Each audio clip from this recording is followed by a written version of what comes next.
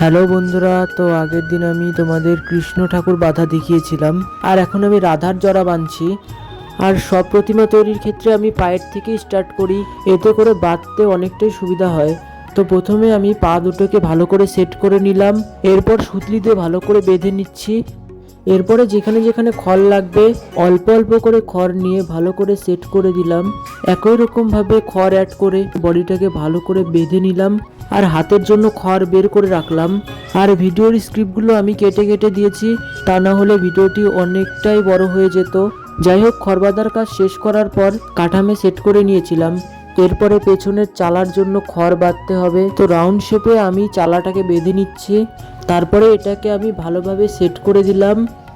আর এই খড়ের পিলারগুলো আমি আগের থেকে বেঁধে রেখেছিলাম, তো এই দুটোকে আমি একইভাবে সেট করে দিলাম। তারপরে ঠিক এরকম দেখতে লাগছিল। আজ এই পর্যন্ত, পার্ট 3 খুব তাড়াতাড়ি চলে আসবে।